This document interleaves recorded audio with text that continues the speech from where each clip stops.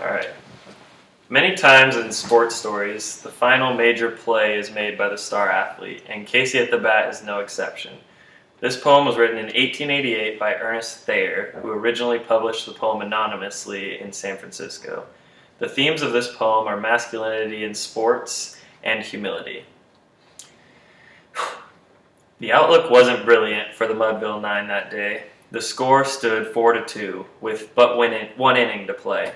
And then, when Cooney died at first and Barrows did the same, a pall-like silence fell upon the patrons of the game. A straggling few got up to go in deep despair.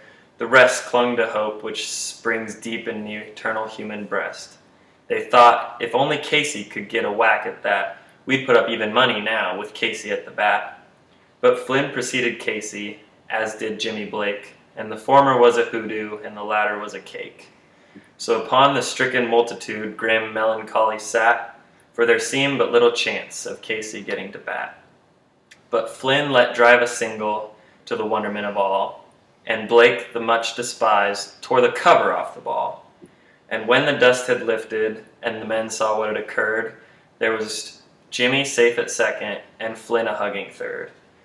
Then from 5,000 throats and more arose a lusty yell. It rumbled through the valley, it rattled in the dell.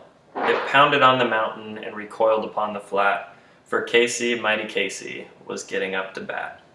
There was ease in Casey's manner as he stepped into his place. There was pride in Casey's bearing, and a smile lit Casey's face. And when, responding to the cheers, he lightly doffed his hat, no stranger in the crowd could doubt 'twas Casey up to bat. 10,000 eyes were on him as he rubbed his hands with dirt. 5,000 tongues applaud him as he wiped them on his shirt. Then, while the writhing pitcher ground the ball into his hip, defiance flashed in Casey's eye, a smirk curled Casey's lip. And now the leather-covered sphere came hurtling through the air, and Casey stood a-watching in haughty grandeur there. Close by the sturdy batsman, the ball unheeded sped. "That ain't my style," said Casey. "Strike one," the umpire said. From the benches black with people, there went up a muffled roar, like the beating of the storm waves on a stern and distant shore. "Kill him! Kill the umpire!" shouted someone on the stand, and it's likely they'd have killed him had not Casey raised his hand. With a smile of Christian charity, great Casey's visage shone. He stilled the rising tumult. He bade the game go on. He signaled to the pitcher, and once more the dun sphere flew.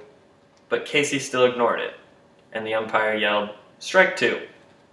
"Fraud!" cried the maddened thousands, and echoed answered, "Fraud." But one scornful look from Casey, and the audience was awed. They saw his face grow stern and cold, they saw his muscles strain, and they knew that Casey wouldn't let the ball go by again. The sneer has fled from Casey's lip, his teeth are clenched in hate. He pounds with cruel violence his bat upon the plate. And now the pitcher holds the ball, and now he lets it go. And now the air is shattered by the mighty Casey's blow. Oh, somewhere in this favored land the sun is shining bright. The band is playing somewhere, and somewhere hearts are light. And somewhere men are shouting, and somewhere children laugh. But there is no joy in Mudville. The mighty Casey has struck out.